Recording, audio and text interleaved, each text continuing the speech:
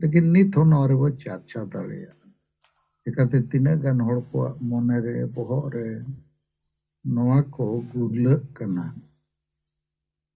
अदो ओना तो गलमाराव लेखान ठीक गया कोनो क्षति बनुआ और अब तो मिटन आपे बार बार मेता पेया महात्मा ज्योतिबा फुले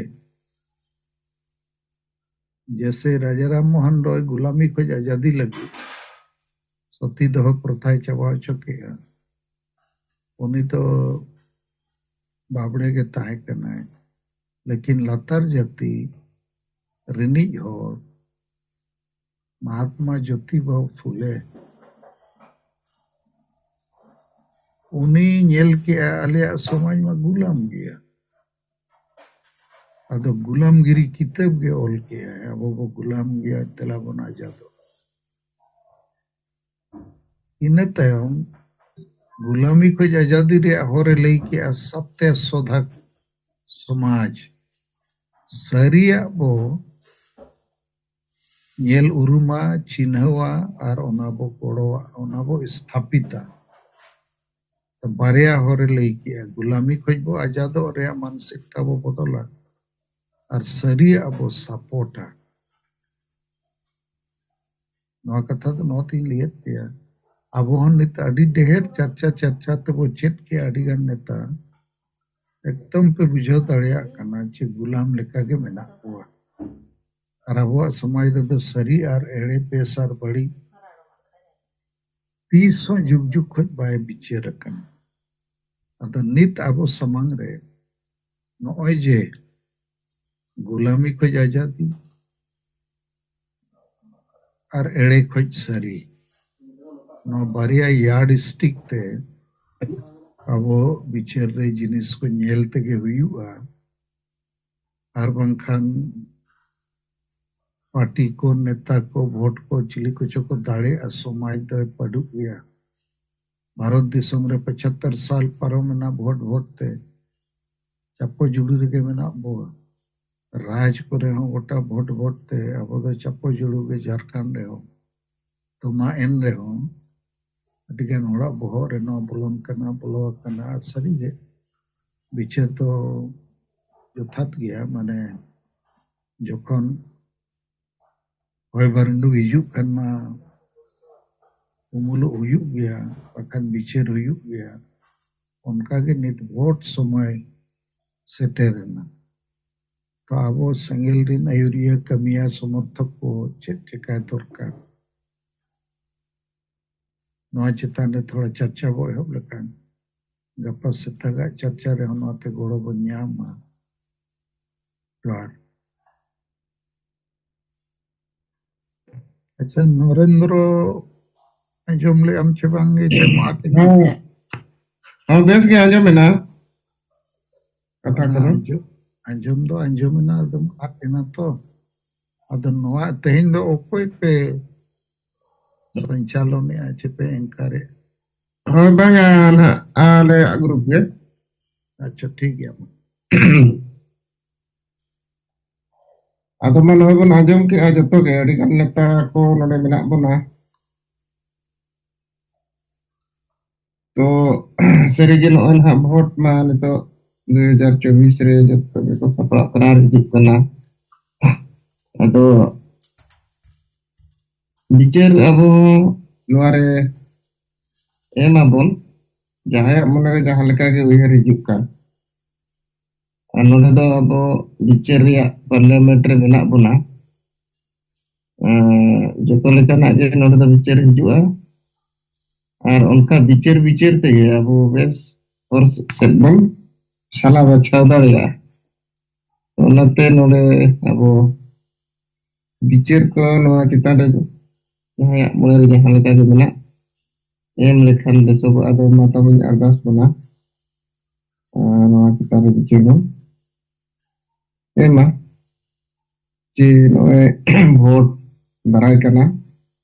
और अब नोए आदिवासी सेंगल अभियान जहां बन आदिवासी समाज जुमिद अधिकार बंचाव रे कमी रे मेना बन तो नोआ salah te noy vote rajniti hon nongka tala-tala re hijuk kana noy nah nitok vote hijuk kana ar hon nowᱟ tayom hijuga nowᱟ malang re adi dhaw vote bon em akat gea to nowᱟ re plus minus ko adigan anubhav menaga ar ar marang katha do huyuk kana somaj teheny abo adivasi somaj rebon janam akana to adivasi somaj teheny abo चेक लेका हालत रे मेनाआ और राजनीति ते नवा समाज check लेका बन गड़ो दाड़ेया बाबन गड़ो दाड़ेया तो नितोग परिस्थिति रे ओका ठाव रे अब बन मेना बना तो नवा को अब बन सला बचाव लेखान अब अड़ी होड़ा मोने रे जहां हंते हाते उहर मेना ओना को चाबा और अब नीना इन मेना इन पहटा खन इᱧᱟᱜ बुझाव लेकाते जे अब अडिगान नवा को चितान रे बिचारी आबन अडिगान कथा बन चेत एना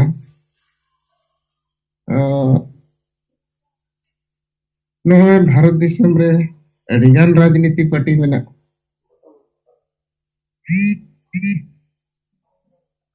और जहां तिना मारांग पार्टी मेना हुडिंग पार्टी मेना जोतो पार्टी गे माने वोटर्स को मूड नेल काते उनको आको कैंडिडेट साला हुए बचाव हुए इलेक्शन रे मैनिफेस्टो हुए जोतो लेकर उनको को सपड़ा कना के लेकर वोट बन नाम आर बन दाड़े काते पावर रे बन हिजु आ पावर रे दुरुप दन को राजनीति कना और ओडे दो समाज ओका समाज हमाला ओका समाज ओका लेका नाय उना हिसाब ते ओडे दो विचार हुयुग काना तो इया बुझाते दो समाज जहाया जहां तिना हमाला माने जुमिता राजनीति रे दो उनिया के विचार दो हुयुग काना मेन दो राजनीति पार्टी को विचार होचो कोआ माने मिल लेका दो समाज अंडर रे राजनीति दो ओने दो हिजुआ समाज कथा उनी विचाराय जे नुकु जुदी भोट बन नाम खना एनखान नुकु कमी हुआ नुकु रोड हुआ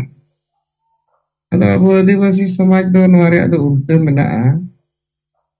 जे आदिवासी समाज उल्टा मा बांगा आदिवासी समाज दो कोई कट्टी हो कोई ने माने जहां तिना के मेना नवा दो विचार ते बाको हुआ आदिवासी भोट चेक लेकर बन नामा आदिवासी चेक लेकर बन खुशी होचो कोआ एजेंडा रे बन समिला नवा को तो नितो का पार्टी रे बाय नेलो कना नवा अबो बन बडाय कट गया आर बन बडाय नामे आर बय बयते आर बिस्ती बन बडाय नामे तो नितो दो अब राजनीति ठाव रे दो आदिवासी दो जगह दो नितो दो बनुआ अब रिजर्वेशन खातिर ते जरूर राजनीति रे अब किछि गान होड़ अब एमएलए एमपी मुखिया को बेना कान गया मेनकान उनको तो समाज दवाई बेना को जे समाज खातिर हम को बेना कान रिजर्वेशन खातिर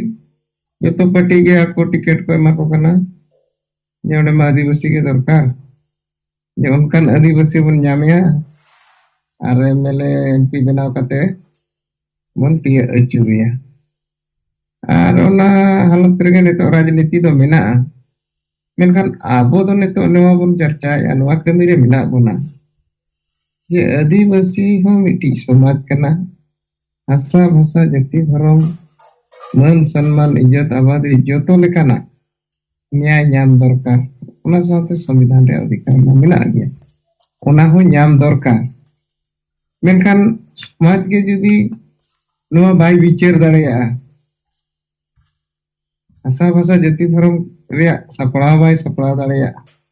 गाने चेत खातिर राजनीति राजनीति ᱨᱤᱱᱤᱡ लाइक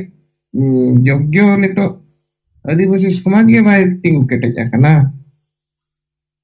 बांखान दो जुदी समाज लेकाते हुनंग आदिवासी तिंगु को आंजम को इन खान दो जोतो पटी के आदिवासी कथा को रोड़ा जोतो पटी के आदिवासी को कमिया हना जहां लेका आबो बोन नेल दाड़े कना बाकी एटा समाज बंगाली समाज उड़िया समाज आरो बाकी एटा समाज बोन नेल गया जे जहां पटी के को हिजु जहां एक पटी बनावे उनको आदो को रोड़े गया उनको आदो को कमी केना तो आदिवासी ठेन नवा नितो बनुआ हाँ एन रहो के आबो नौकाना परिस्थिति रे आबो चेल लेका हुआ नितो कमी होरा साब हुयु जहां चे आबो जहां आदिवासी समाज बांचाव जुमिद रे कमी रे मेना बोना नोआ रे आबो क्लास बोन नाम दाड़िया नौकाना आबो बिचार ओडक कते ओना हरते ताम ते हुयु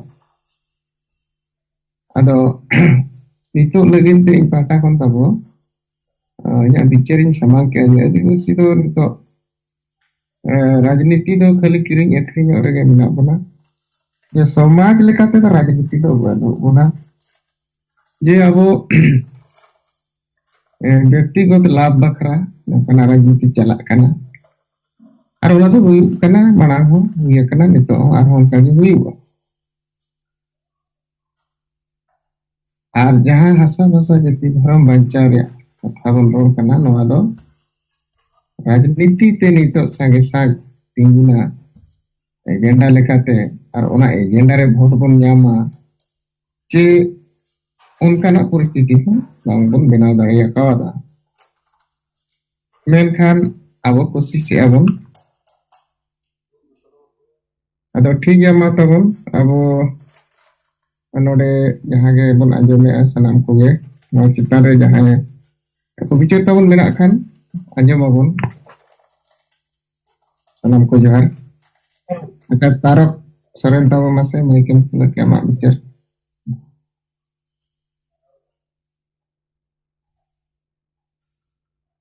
जोहार जंगल पानी बिजली के लाए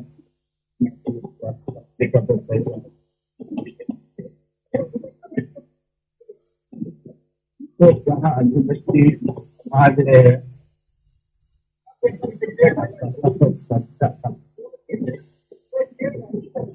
ना तो घरों में वहाँ अधिकांश समाज नहीं तो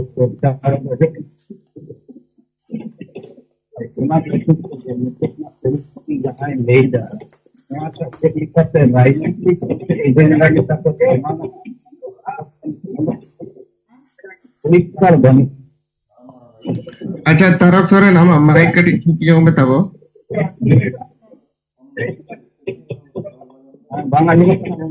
हाँ भाई आजम ठीक कना तला तला रे तपा कना ना माइक को नेल जोंग में कड़ी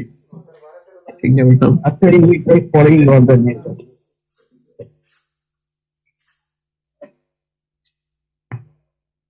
अच्छा मंगल टुडू ताबो माइक खुला के आमा से आमा बिचार को ना चितान रे मेना खान बना जमा हेलो तेहन अबो मानवा जुम रे अबो नाकिन साहेब और मैडम साउंते सामने सिंगल कमिया को अलिया गुणमान जोहार अलिंग मंगल टुडू जामशेदपुर झारखंड खन मिद बार बिचार लिंग सामांगे जस्ट ने तो ना लिंग जॉइन गोड कालिंग नितों जहां अबो टॉपिक ना तबना वोट सेटर ना जहां अबो 2024 रे नवा चेतना रे आबो अकाल का पॉलिसी मीटर हुई दरकार प्रथम गुलिंग ले याने तो आबो जहां नवा संगठन रे मेना बना ऑर्गेनाइजेशन रे मेना बना आबो मीटिंग पॉलिसी तबन हुई कना जहां आइडियोलॉजी रे जे हर जुमिद प्लस भोट जुमिद स्केल टू 100 जोड़ो नवा मीटिंग ताबो एजेंडा रे मेना माने आबो हर बो जुमिदआ भोट बो जुमिदा भोट जुमिद माने मिट जायगा रे ताबो भोट जुरुगो मा जाते आबवा ओजन हुयुग मा ढेरोगो मा और जहां संविधान रे जहां हक अधिकार मेना ओना अब बो हासिल दाड़िया जहां राजनीतिक पार्टी होते दे सेकेंड एजेंडा रे तब मेना आवा समाज चितार सुधार नितो हो अडिगान समाज रे अडिगान एटकेटोड़े मेना जहां रे जनतंत्र लागू बनु तबना मानव अधिकार नंग हनन हुयुक कना संविधान नंग लागू बनु ना ओना चितार अब सुधार लगी बो कमी कना बो मेनखान भोट लगी तिन तो फिलहाल दुली लैया नितो अब नोआ मेन मुद्दा कना ओकालकर हड़ बो जुमित दाड़िया को और अब भोट बो जुमित दाड़िया जाते जहां तिना राजनीतिक पार्टी मेना को उनको अब डिमांड आको ठेन खन हासिल दाड़िया उनको जखन को ठिका दाड़िया जे नुकुआ भोट नंग तिना दाम मेना तिना वैल्यू मेना तिना जुमित मेना चा से राजनीति दो जहां तिना पार्टी मेना को उनको दो प्रथम कम गेता को ओकारे जस्ती भोटिंग ᱧᱟᱢᱟ एनखान उनको डिमांडिंग फुलफिला जाते उनको भोट को इमाइमा ना दो सोजे सोजे गिव एंड टेक रेजा पॉलिसी करना आम भोट इमाइन में आम नोई इमामा उनका के आबो दो मेना आम नोआ इमाइन में इन आम भोट इमामा आबो जेमन मिटि प्रथम ये तबो जेमन सारना धर्म कोड जहां एमाले उनी आले भोट ले बाया अदो प्रथम नि लिया नितंग जहां तिना गेना नुकु जहां तिना राजनीतिक को हिजुक कना नेता को अतु अतु को दाड़ाना ना नितंग और अतुरे को भाषण टोका जनरली नोका नेल कना उनको अतुरे हेज कातन को भाषण टोका को और अब दो चुपचाप अतुर हो दो आजम आबो और आजम कातन को लई के ओना ले कमिया नोका ले कमिया का को एजेंडा चितार भाषण करे को चला को आदो इन जहां के राजनीतिक पार्टी निजरा अतु बोलना ओडे भाषण खान निजे हो उनिया स्पीच तला रे निजे रे नाबर जहां तना रिप्रेजेंटेटिव मेना को तबना आबर जहां अतु करे गए सिंगल दिन हड़ तब मेना को अब उनको तला रे निजेरा मुद्दा उनको समारे ऑन स्पॉट के अब सामांग दरकार अब हो ओडे स्पीच एम दरकार जे आले मित कथा आपे समार के दोहस नाले मेनते दो amna राजनीतिक एजेंडा ओना आपको सामांग रे ऑन स्पॉट ले दरकार जे आले दो नोआ नोआ तले आलिया रेगेज मेना तेतांग मेना दरकार मेना लक्ति मेना जहां राजनीतिक पार्टी के आलिया नोआ नोआ एजेंडा तले फुलफिल दाड़िया उनी के आले दो वोट ले माया on spot face to face ओना दो एम दाड़िया मा जाते जहां के पॉलिटिकल पार्टी अब तु हिजु आ उनी ठिका दाड़िया मा जे बांग नुकुआ चेत तक डिमांड मेना एनखान इन दो जहां तेरे इन भाषण रे बाय गानोआ नुकु हर जहां तक डिमांड मेना ओना जदी बन इमा कोआ एनखान नुकु पालन भोट तो बकु इमा क्लियर कट ऑन स्पॉट उनी दो ओना मैसेज नाम दाड़िया आदो दोसार दुलिंग लिया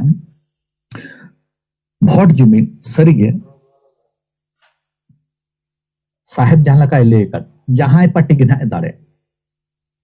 जहां पार्टी के दाड़े लेनखान आदिवासी दो ना बो हरा गया चेदा नेतम धज बो नेल अगु का ओकोय हो आबो लगी दो बाको कमिया का और फ्यूचर हम ना इदु को कमिया चे बाको कमिया ओना मा फ्यूचर ना करना लेकिन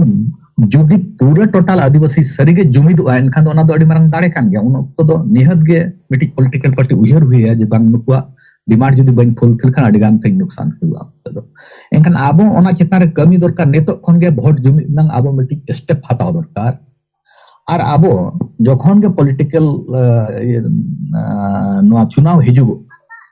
आबो मिटिक सेंटर खन गे मिटिक नोंका डायरेक्शन तब हिजुग मा जे टोटल जहां तना के सिंगल रिन कार्यकर्ता जहां करे गे ना ओना सिंगल रिन होड़ा दो मिट ठन गे तब भोट जुरु मा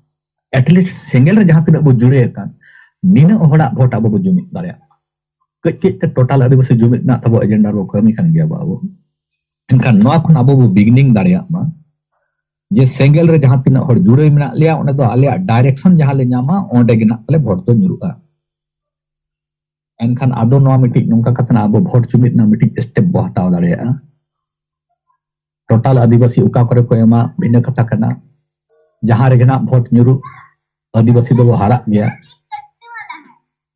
जहां पार्टी के दाड़ा मेनखान आबो नेतों खन गे नोआ भोट जुमित ना मिटिक स्टेप बो हताव दाड़िया इन फ्यूचर रे नोआ आबो ना के सेना रूप ते जखन बो जुमित नंग मिटिक तबो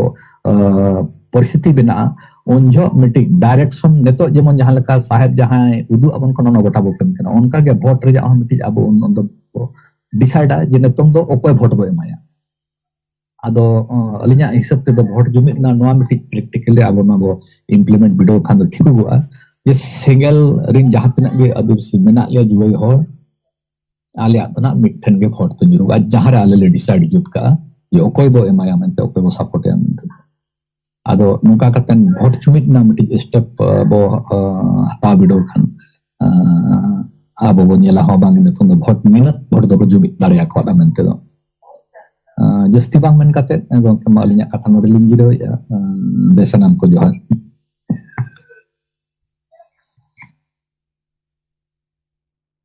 अच्छा मंगल Tudu tina bicara kina sama kita bro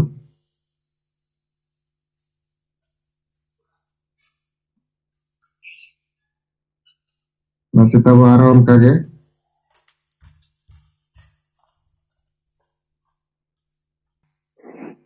Ya gongke johar ge aling Jairam Soren Bokaro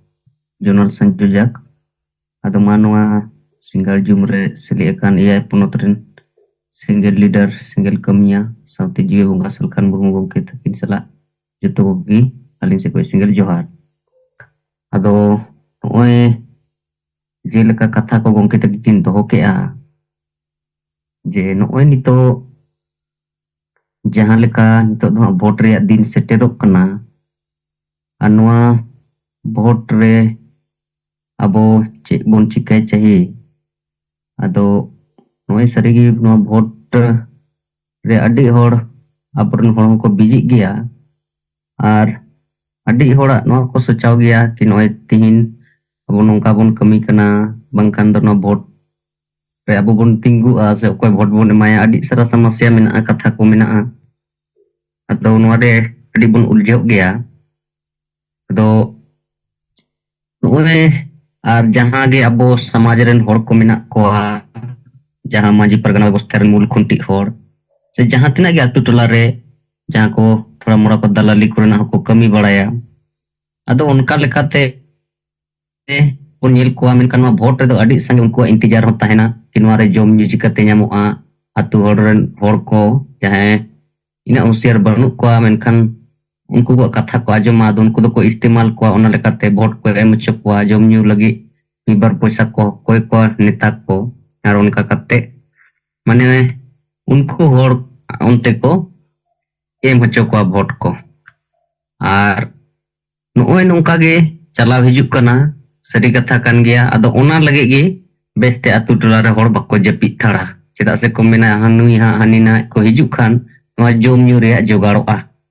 menkan noy je no vote re khas kate tin vote do adi marang abuwa miten dare kana enkan noa आदिवासी समाज रे noa dare bai urum lea se bai bujhaw lea seda noa do bichar gi bai hui lena ki noa vote do adi marang dare kana noa tegi joto jinis nyamoa jahanna ge am hok adhikaram khojoa sorkar sena do noa khon gi nyamoa ado noe je noa katha bai bichar kante noa re labh noa samaj bai nyam dareata ado noe je nito jahan tina ge abo single abiyan rebon kami kana samaj sudar lagi se samaj re jahan tina ge hok adhikar ataw lagi jiwe bunga salkan murmu gongke takina ayur lekate se disa nirdesh lekate ado noe jahan abo bon nyel jam dareyak kana jahan gongke takin kin udu a ar nitok ho bahut sara udharan mena a jahan leka jahan tina ge party re hor ko sena kana jahan do Babulal Marandi huyu se noe Hemanth Soren sarkar e huyu Champe Soren huyu che jahan tina ge santar MP MLA ko benaw akana arti राष्ट्रपति dhabi ko duru akan reho sarigi आदिवासी रे mitten gan ho katha do bako rorea ado nito abo noa bon nyel nyam utar ke a je jahan ge nito party ko senina se jahan unku MP MLA jahani ko benawena mukhyamantri ko benawena menkan unku do sarigi ona party ren gulam ge leka ko huyena menkan jahanta abuwa hok adhikar reyak katha se jahan abuwa अस्तित्व reyak mamla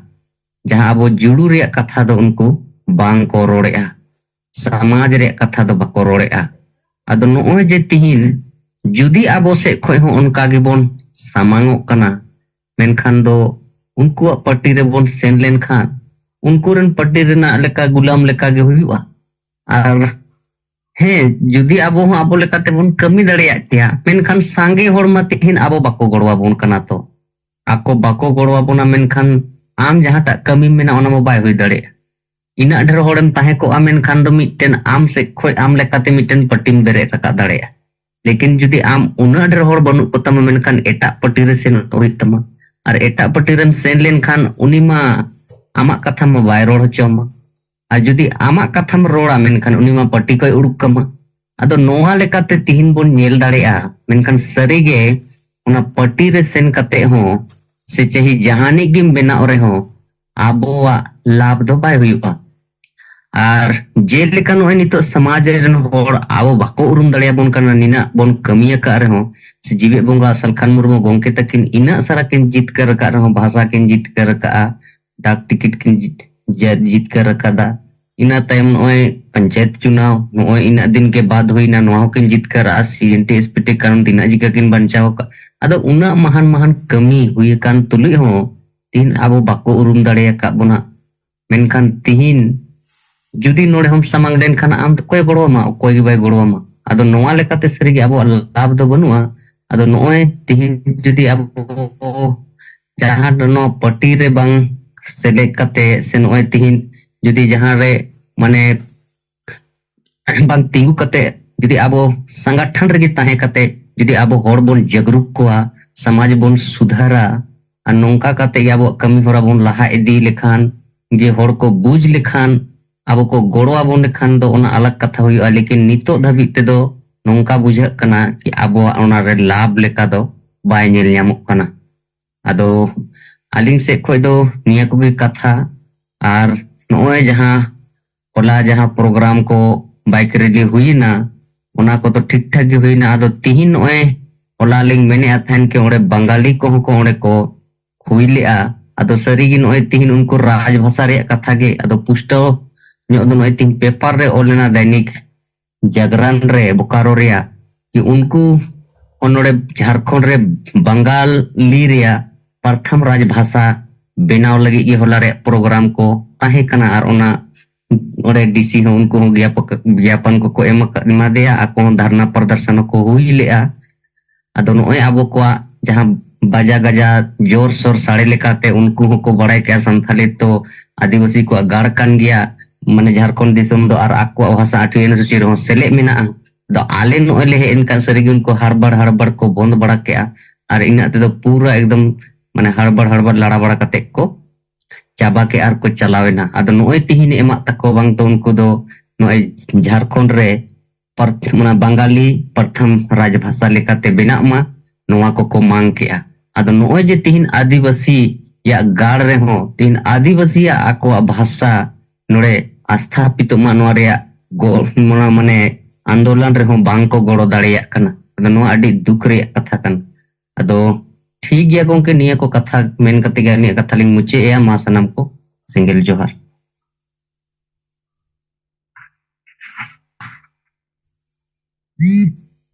जोहार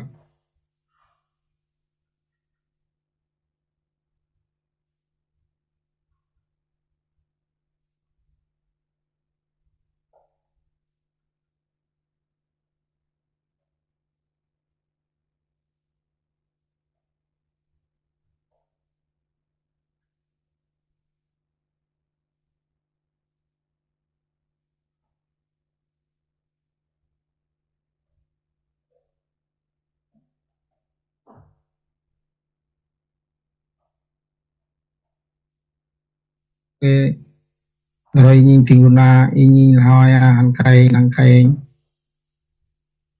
ona hisab te uihar lekhan abo ado nito do chet hon ka kichi do tabo banu ana ar nito do jahan election chetan re khan Congress BJP nana prakar ketek parti menak ko unku लेकाते अब जदि को उइहरा अब दो ओना भितर दो चेत बांग कना बो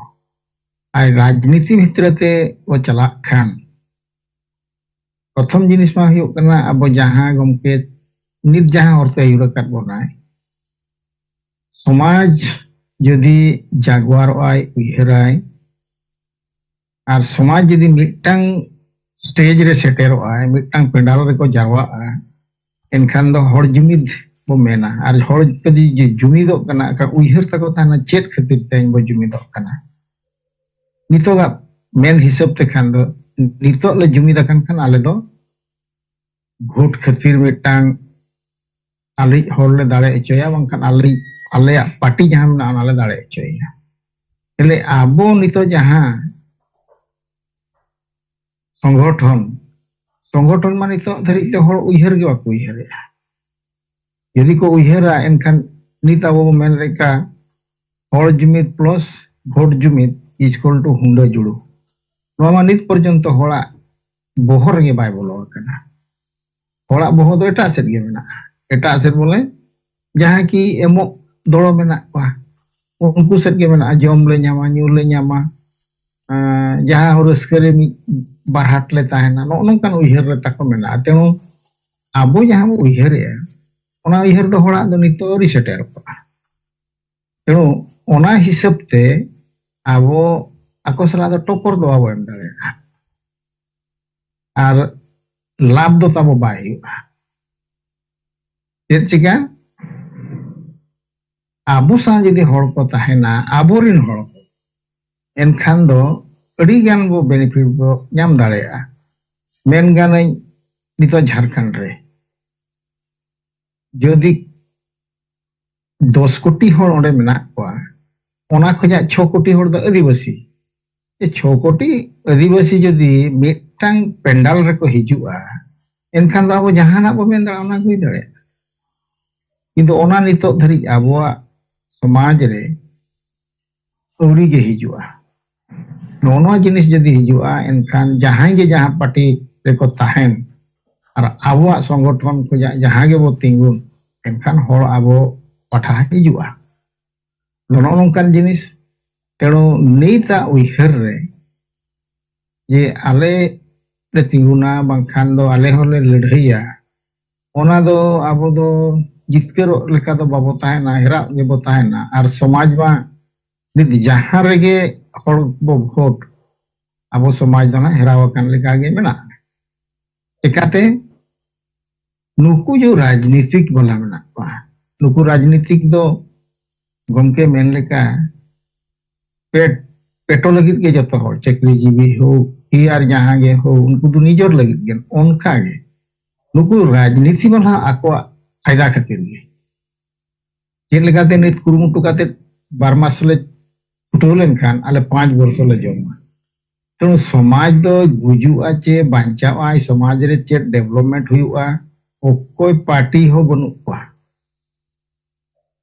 जे नित को नेला अबोरी गमके को मेन के लेका जहां समाज गे नित बिस्तिया उनी समाज गे पार्टी दे नेल जामिया कि ओना गे अब नित बो मेने गमके तावे मेने अब जदि सांगेस ते सांगे हड़बो जुमिद दाड़ेया एनखान उनी कुली बनाय या पे चेत दरकार एनखान एमा बना और जदि चेत बाबू मेना बाबू जुमिदोआ सांगे बाबू नेलोआ एनखान उनी दो कुली हो बाय कुली बना एनखान अपनार दो फेल रगेम ताहेना ओने उनका कथा आबो हो जदि नितो सांगे ते सांगे बो ओडोकोआ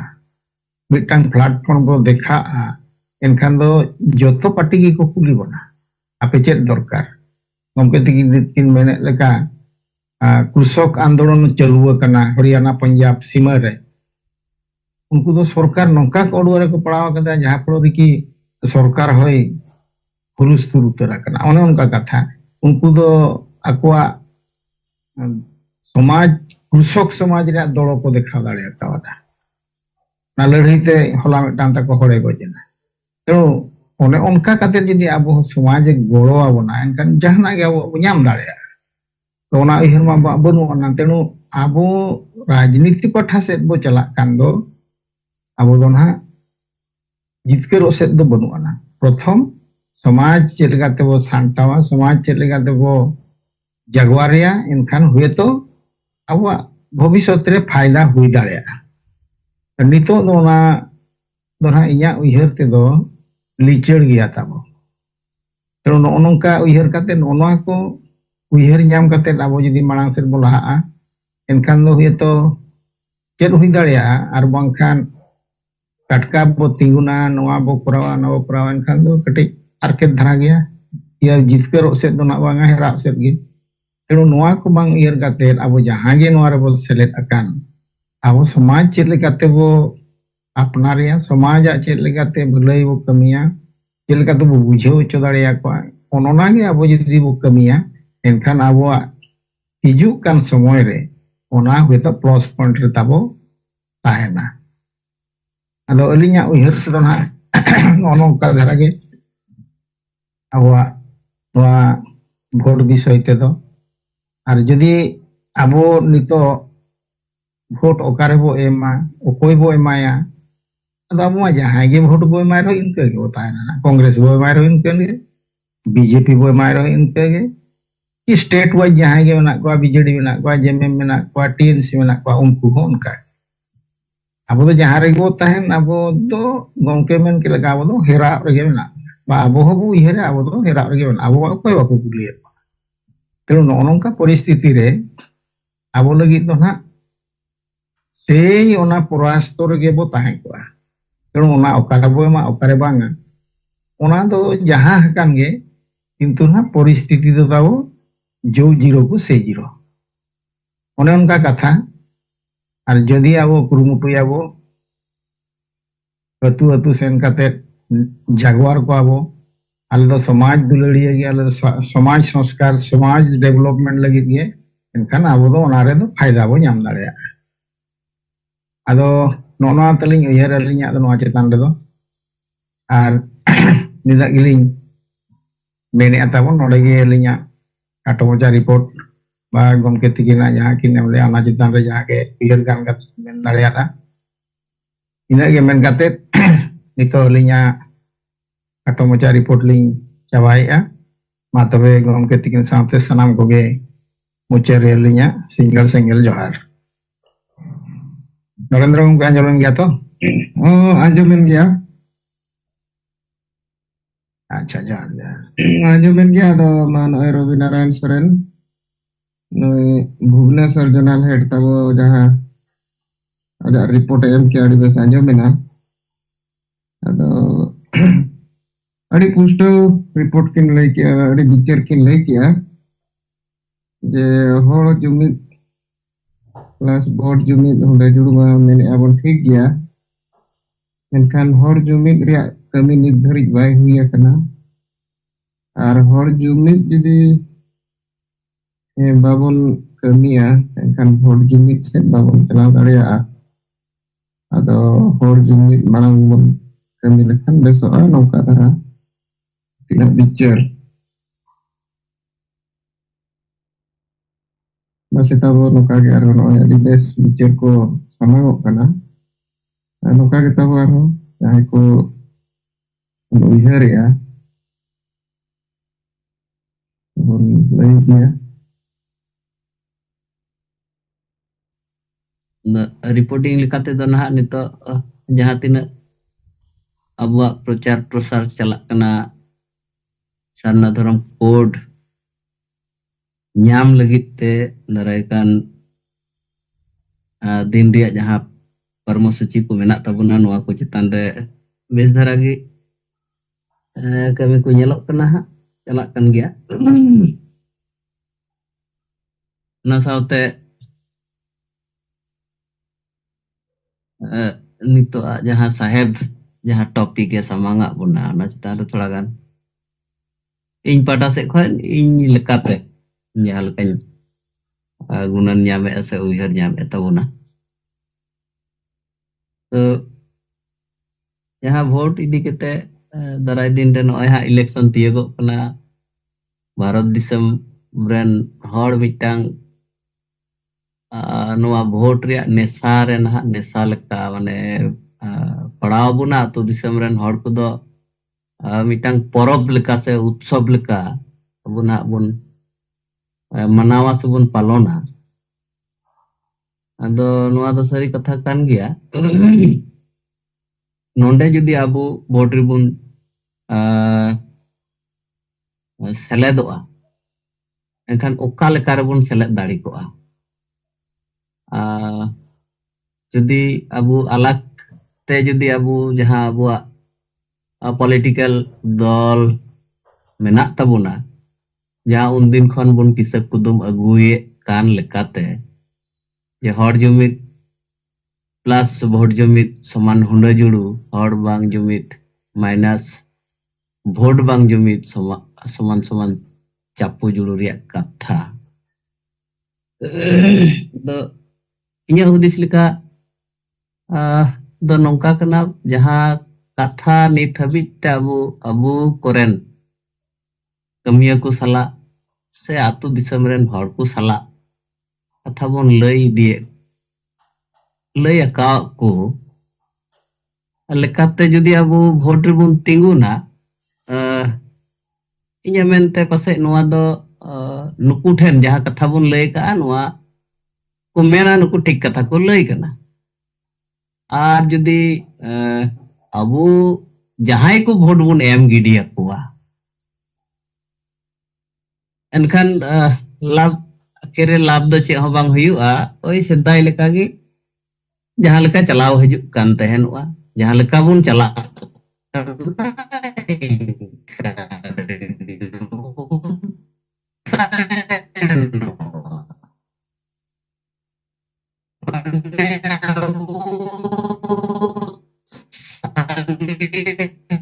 hor bun nide kwa jaha tina gini ta abu salat sa abu no sarna dharam code nyam lagit te jaha tina abu saw gatire kami harare golo mena to nuku den ha abu mitang ere leka bun padak kana je nuku ho ar eta ku leka gi lay aku mitang ar kami aku ar mitang nuku eta ku salat dali kamu karena abu marang khoi gi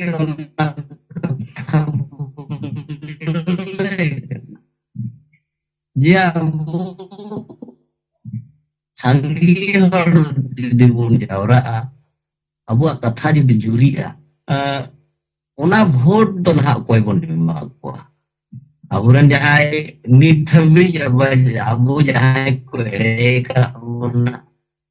jahai unat din har ku dohau ka ona jahai abu ko abang ko anjum jahai abu अच्छा विभूति टुडू आमा mic तम ठीक bye आंजमोग kana katik संविधानिक जुड़ो लेकाते मेना उना बाको एमा बुन कना नुकु गे अबो भोट बुन एमा को ताहले अबुरेन होठे अबु दाराय दिन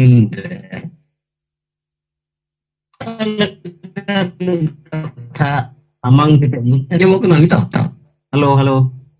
ओके bang आंजमोग कना oh tala re katik bay anjam thikuk kana do nyel nyok me na nito do ठीक आंजमोग kana अच्छा ठीक যাই হোক যাহা কথাই লই তে নোয়া যদি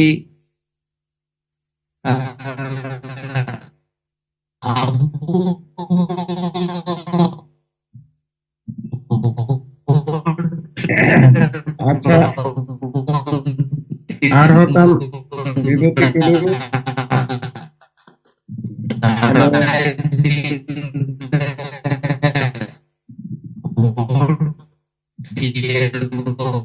halo বিভূতি টুডু এটা কোগে আমার mic bay anjam tik bale anjam tik dareyak kana bunyel ke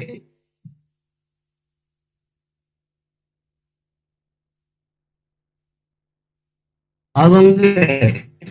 banganyo ana bale anjam tik dareyam kana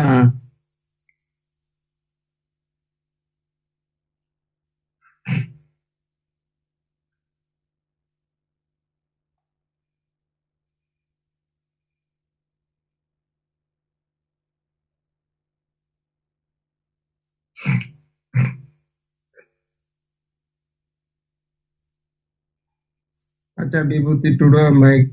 ma baba anjam tik dareyam dia masih tahu Jahang ko nowaa chetan kore bicar ko menak kan bon ajoma. Halo. Ma Anjomok kena. bes bay ajomok kana. Hello इन्हें Okay. Suggestion कटी खातो खातो point लेते ina khan do sange hora bichar bo anjom dareya bakan nit habi te pe hor che pun hor ge pe rodak ar chet road sanapya uiher ठीक करते सार लेकर to the point 1 2 3 पे लई लेकिन कम समय रे ढेर चेत बो अंजम दाड़े ठीक गया मा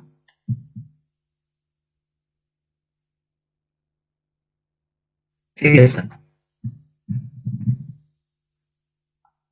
तो इन दो onagiñ lay tehena je jahan tina abu nitok dabi bun kami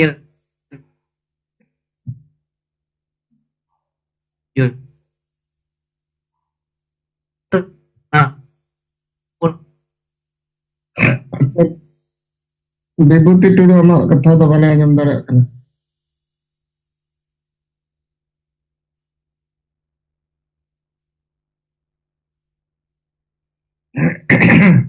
अच्छा माइक को ठीक यो कते तबन रोड में आर नितो मासे विकास चंद्र हेम्ब्रम आम तो माइक एम खुले आर आमा कथा मोन कागे आमा पॉइंट कथा को लेने हाँ गंके जोहार गे जोहार मा तेहन सिंगार जुम रे सेलेद akan Parsi Jitkara Jiwit Bongga sama Madam Sumitra Murmu ar iai rajrin senggel kami ko neta ko alin pasta set kon singar senggel johar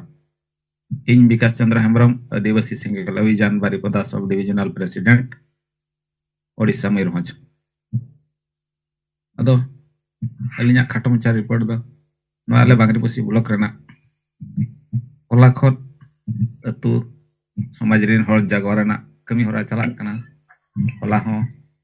chakri panchat rena mole gota atu re tahen lena ona kodo bari beda jarkane pul jora alla pani amda pani teheny arho onka ge ona panchat reyak ge chakri khudi mudu salghati jam tulia ado hola do sange gele tahen lena sampe baik reli hoi satena ar tehenya ara do lin abo Bangriposi Block Head Mogol Murmu saw alin Bikas Chandra Hembrom saw lin tahen lena ar onde ho kata ko bodho ki advice ge positive ge nyamena ar joto ge godok leka ge na nito aba atu re message do setter akana kali unku hor sala barambar kati link doh lekhat ge nito golo lekana hor dahar nyel nyamok kana ado onka ge arho gapa Bangriposi Block re age Begnadi Gosai Pad Mujubon ar Asna nua atu kore na program rena saplau kana program cetan tata ningke dharage to sat jaha gomke tikin kin lay kya aba nito pun setter kana ona cetan re bicar legate to aling nua ling nyel nyamia jaha leka aba miteng prothom re mena je hor jumit plus vote jumit equal to huda juru vote bang jumit plus hor bang jumit equal to chapo juru ado nua cetan re aling noka ling uher ya je somaj rin hor ko jagawar lenkhan bakan somaj rin hor ko jumit lenkhan भोट जुमिद बनाव रकाबा अदो कुरुमुटु धारा अब साधारण court चितान रे mitten agenda सामना कते कुरुमुटु अतु समाज रिन हर जागवार ते होया बना इनन खान गे अब भोट जुमिद बनाव रकाबा आ नुका धारा ले हेरिया अदो मा अलिnya खाटो मचा निके धारा गे सानाम को धड़ा ते मुचे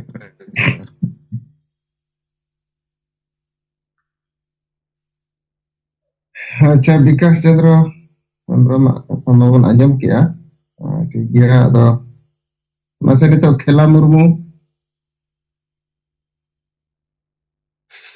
जोहार गोंके इन खेला मुर्मू आतु कदमपुर ब्लॉक सरायकला जिला सरायकला खरसवा और सेंगल टीरनी जिला सभापति लेकाते कमी रे मिनेኛ आदो तेहें सिंगड़ जुमरे सेलेद अकना बो जीत बोंगा पार्सी जीत करिया दिसम गोंके मनोतान सालखान मुर्मू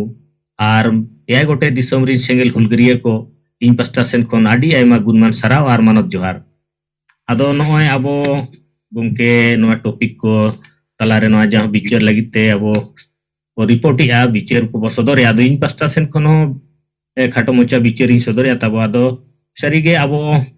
आडी जे गोंके मा 1980 खने कमी कान गया आबो नोआ आदिवासी समाज को बंचाव लगी और नोडे आदिवासी समाज री होड़ को नुकुआ दिशा दशा नुकु गोज अकान होड़ नुकु बाबो सजे दाड़िया को कना आदो आबो अभियान दो चला कान गया आदो नोय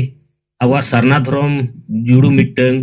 अड़ी मरांग पूरा भारत दिसम रे आबो अस्तित्व पहचान रे कमी होरा हो आबो गेबो कमी कना और बाद बाकी संगठन को एमान को दो उनको दो बाको कमी कना उनको दो राजनीति अकवा भोट लाभ लगी गेको नासे नासे कमेंट का कना और उनका गे चला कना और आबो हो ओना गेबो रस्क कना दो नोय जेहन भारत दिसम दो मिटंग जंतरंतर दिसम कना और नोआ दिसम रे सारी गे नोय पेया मिटंग रास्ता मेना जहां लेकाते मिटंग आबो जान एकता बनाव कते जान आंदोलन लेकिन आबो आदिवासी समाज गोंके आयुरते जान आंदोलन बनाए आबो बुरी सिंगल अभियान रिन अडिगान आइमा नेता कार्यकर्ता को कते रेल रोड चक्का जाम होबो कोराव किया लेकिन सरकार ओनाते बाबो बाध्य दाड़े कना बे सकते और नंबर 2 दो जान प्रतिनिधि जहां लेका एमएलए एमपी नुकु हो आबो आबोरिन सक्रिय रूपते आबो आर समाज लगी ते नुकु हो बाको कमी कना और आबो हो उनको दबाव बाबो बनाव दाड़िया को कानते आबो बाको रकाबिया नोआ मुद्दा दो और मिटंग ने तीसरा नंबर दो न्यायालय कोर्ट ना कोर्ट रे आबो नोआ को बो ये खान आबो बो जितकर दाड़िया लेकिन जितकर काते हो सरना धर्म बो जितकरो रे हो आबो जहां आदिवासी समाज सुधर दो बाय हुआ हांडी परवा डर निसन और नोआ को दो समाज सुधर दो बाय हुआ सरना धर्म नाम काते हो आबो दो माने नशापान डाइन परता नोआ अंधविश्वास महिला विरोधी मानसिकता जे हांडी पौरे नोआ को दो सुधर बाय हुआ आदो ओना लगिते आबो नोआ गोंके जहां आयुरते बो कमी कन गया आदो नोआ सरना धर्म जुड़ू लगिते नोय आबो समाज रिन होड़ों बाको गोड़ो कना आदो नोय एकमात्र लास्ट रे नेलो कना जे इने हिसाब ते जे नोआ कोर्ट आबो सुप्रीम कोर्ट आबो आर आबो नोआ बो जितकर का नियगे मिटंग आबो अस्तित्व पहचान लगिते लेकिन समाज दो गोज अकान समाज दो पार्टी रे संगठन रे सामाजिक संगठन नुकु दो एखेन नुकु दो माने बेईमान आल दलाल को कारण ते आबा समाज गुजुक कना आदो मा खाटो मोचा बिचार गोंके नियगे इन पास्टा सेन कोनसनाम सेंगल हुलगरिया को आडी आयमा गुणमान सराव और मानत जोहार जोहार अली सरहा कला मुर्मू कथा आंजम के अब अच्छा इन थोड़ा नोआ गलमराव रे मिटन दिशा निर्देश लेका कथा दो सनेंगे वोट सेटरो लगी अब बहुत चिंता अब संगेल वाला चेत बो चुका है वोट को वो एमको बाबो एमको इत्यादि कि वोट रे बो तिंगुना इत्यादि तो सिद्धांतिक रूप ते मिट बार कथा बुझो कते ओना चितान पे रोड लेखान आपिया विचार सजेशन मिटन दिशा रे हिजुग एक नंबर दो आबो बो नेल दाड़िया कना जेते पार्टी ये आबो लगी तो बाको कमी कना उनको ठन आदिवासी एजेंडा बनुआ आदो भोटे में एमआई रे हो बाम एमआई रे हो चेन हो फरक तो बाय पड़ा न पहले कथा कना दोसर कथा दो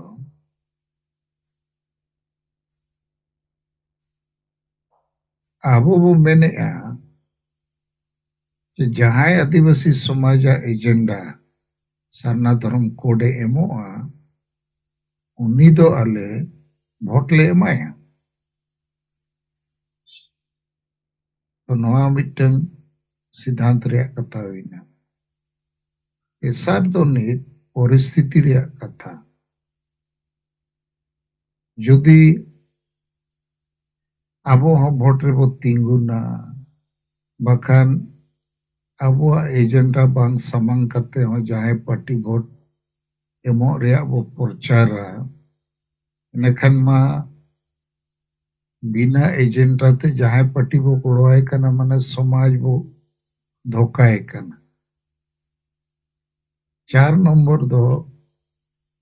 आबो हाना नवा पार्टी खोज जहां को नेता को तिंगु सना पिया बांखान आबो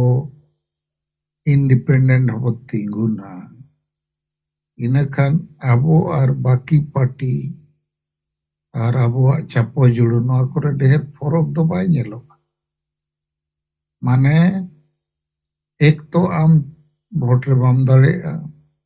और हम दाड़े रे हम भोट ते आम एकला ते तुम चिकाए तो आबो नित मिट्टे नवा हर बो साब अकाआ सांगे हर बो जागवार को जुमित को और एजेंडा चितगन में बो आंदोलना अदो जुदी अब हों बाकी पार्टी और संगठन को लेकर होड़ एड़े रिया भोट कारबार रेबो अणगोना इनखान उनको और अब तलारे फरक दो बाय ताहेना